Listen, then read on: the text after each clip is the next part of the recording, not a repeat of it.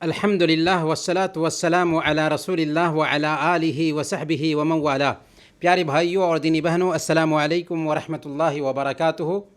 مائی path ہذا طریقی کے اس course میں آپ سب کا سواگت ہے، اور آج سے ہم شروع کرنے والے ہیں محمد صلی اللہ علیہ وسلم کی جیونی کے بارے میں۔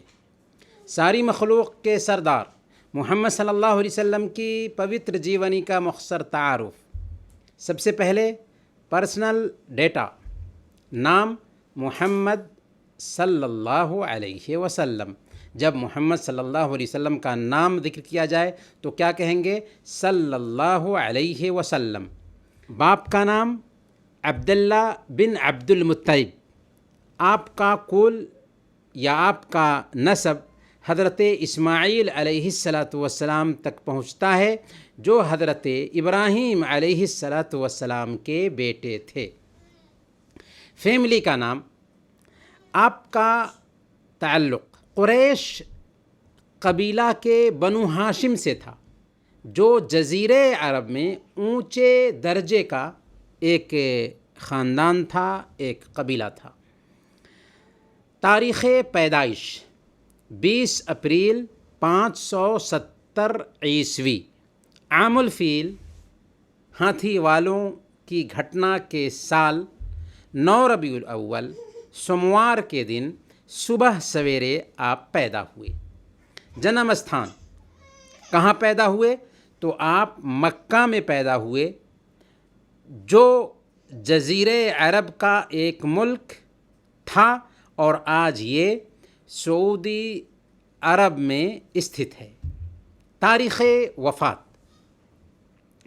مدینہ منورہ، جو مکہ مکرمہ کے شمال میں تقریباً 450 کلومیٹر کی دوری پر واقع ہے۔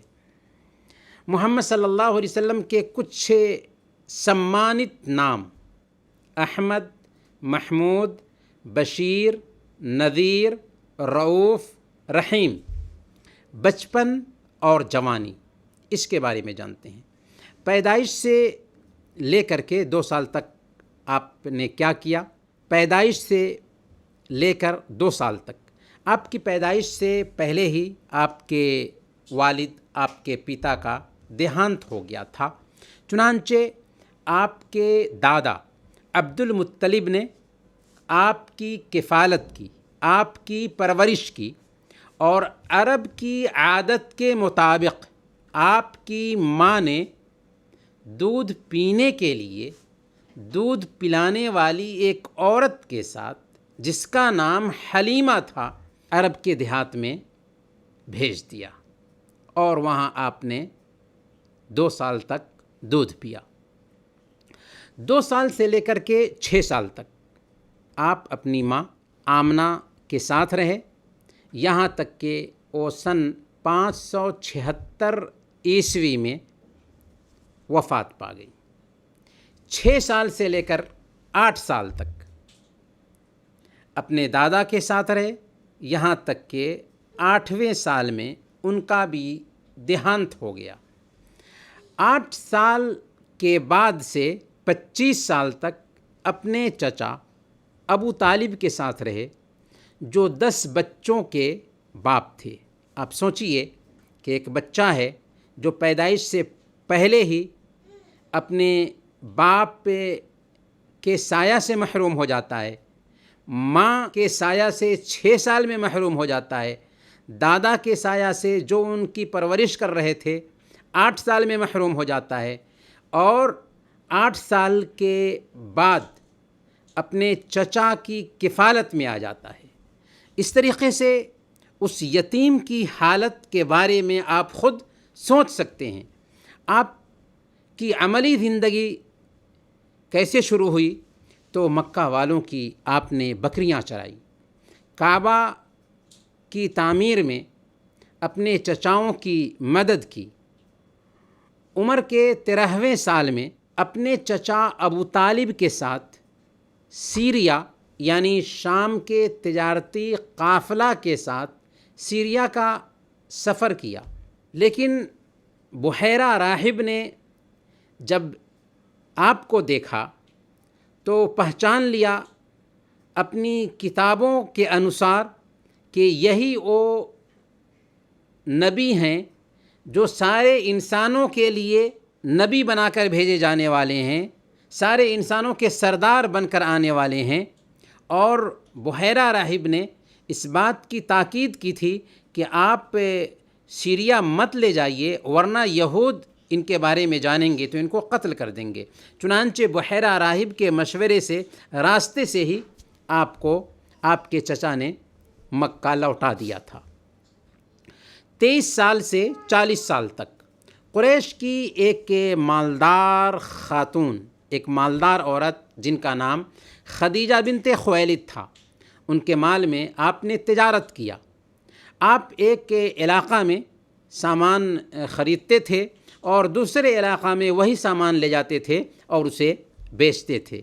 محمد صلی اللہ علیہ وسلم اپنے سماج میں ایک کامیاب تاجر کی حیثیت سے شہرت رکھنے لگے تھے، امانت دار اور قابل اعتماد سمجھے جاتے تھے، اور پھر پورے عرب میں آپ کو بڑی تیزی سے امین اور صادق کے لقب سے پکارا جانے لگا تھا کہ نہایت ہی سچا اور نہایت ہی امانت دار آپ امین اور صادق کے لقب سے پکارے جاتے تھے، جس کا معنی ہوتا ہے نہایت ہی امانت دار اور نہایت ہی سچا۔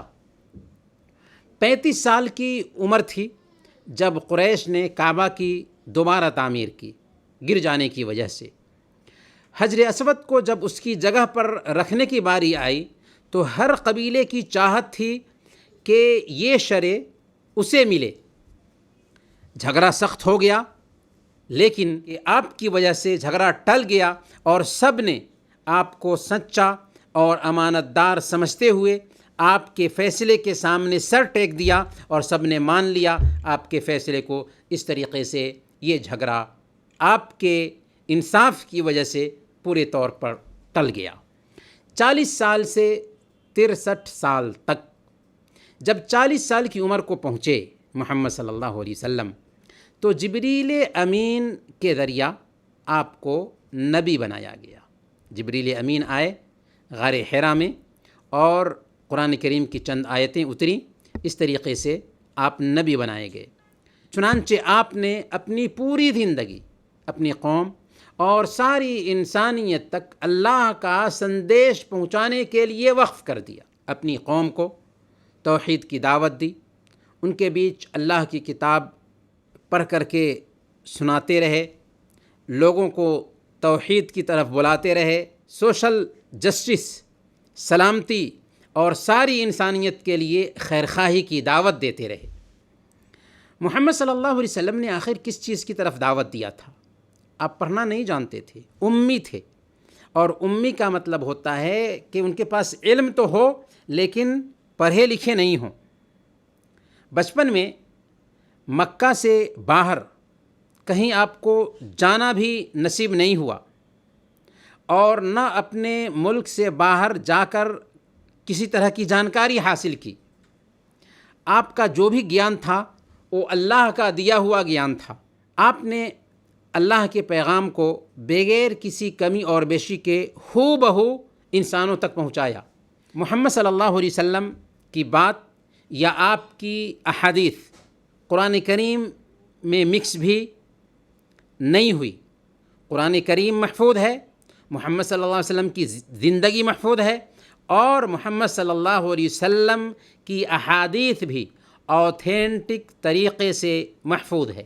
اصل میں اللہ کے نبی صلی اللہ علیہ وسلم کی جو سیرت ہے یا اللہ کے نبی صلی اللہ علیہ وسلم کی جو احادیث ہیں، یہ قرآن کریم کی تشریح، قرآن کریم کی ویاکھیا اور قرآن کریم کا ایکسپلین ہیں۔ محمد صلی اللہ علیہ وسلم کی شادی۔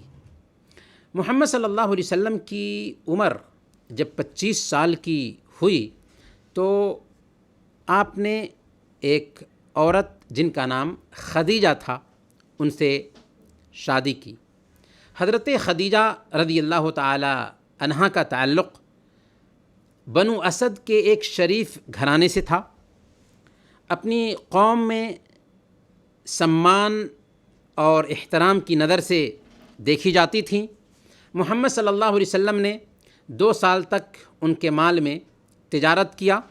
جب حضرت خدیجہ رضی اللہ تعالی عنہ نے آپ کے اندر بلند اخلاقی دیکھی، معاملات کی صفائی دیکھی، تو آپ کی امانت داری سے متاثر ہو کر آپ نے کسی دوسرے کے ذریعہ محمد صلی اللہ علیہ وسلم کے پاس شادی کا پیغام بھیجا، اور اس طریقے سے محمد صلی اللہ علیہ وسلم نے شادی کے اس پیغام کو قبول کر لیا، اور آپ کی حضرت خدیجہ رضی اللہ تعالی عنہ سے شادی ہو گئی۔ حضرت خدیجہ رضی اللہ تعالی عنہ اگرچہ محمد صلی اللہ علیہ وسلم سے 15 سال بڑی تھیں، لیکن پھر بھی دونوں نے سوشل لائف میں برابری کے ساتھ زندگی گزاری، اور عمر کا یہ فرق پاریوارک جیون میں کسی طرح کی رکاوٹ نہ لا سکا۔ یہ سلسلہ 25 سال تک چلتا رہا، یعنی 25 سال تک حضرت خدیجہ رضی اللہ تعالی عنہ کے ساتھ آپ سکون سے اطمینان سے رہے، یہاں تک کہ حضرت خدیجہ رضی اللہ تعالی عنہ سن 619 عیسوی میں وفات پا گئیں۔ اس وقت حضرت خدیجہ رضی اللہ تعالی عنہ 65 سال کی عمر کی ہو چکی تھیں۔ ان کی وفات کے بعد اللہ کے نبی صلی اللہ علیہ وسلم نے اور بھی دوسری شادیاں کیں، اور ان شادیوں کے پیچھے بہت ساری انسانی، سماجی، سیاسی اور دعوتی حکمتیں تھیں، جنہیں ہم انشاءاللہ الگ چیپٹر میں بیان کریں گے۔ اب آئیے ہم جانتے ہیں کہ محمد صلی اللہ علیہ وسلم کی سنتان حضرت خدیجہ رضی اللہ تعالی عنہ سے کتنی تھی۔ محمد صلی اللہ علیہ وسلم اور حضرت خدیجہ رضی اللہ تعالی عنہ نے پرسکون اور ٹھوس زندگی گزاری۔ انہیں 4 بیٹیاں ہوئیں۔ ان بیٹیوں کے نام ہیں زینب، رقیہ، ام کلثوم اور فاطمہ، اور 2 بیٹے ہوئے، قاسم جو 2 سال کی عمر میں ہی وفات پا گئے، اور عبداللہ جو 4 سال کی عمر میں وفات پائے۔ محمد صلی اللہ علیہ وسلم اپنا وقت اپنی فیملی کے ساتھ بتاتے، اور گھر کے مختلف کاموں میں اپنی بیویوں کا ہاتھ بٹاتے تھے، اپنے کپڑے خود سی لیتے، بچوں کی دیکھ ریکھ کرتے۔ ان کاموں کے ساتھ ساتھ آپ اپنے رب کی عبادت اور غار حرا میں جو آپ کا اعتکاف ہوتا تھا، اس میں بھی سنتولن اختیار کرتے تھے، یعنی گھر کا بھی کام کرتے اور اس کے ساتھ ساتھ اپنی عبادت میں بھی لگے رہتے تھے۔ پیار کرنے والا اور وفادار شوہر۔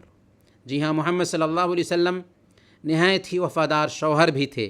محمد صلی اللہ علیہ وسلم نے حضرت خدیجہ رضی اللہ تعالی عنہ سے بہت محبت کی، ان کے لیے اور اپنی اولاد کے لیے بہت زیادہ مخلص بنے رہے، شبھ چنتک بنے رہے۔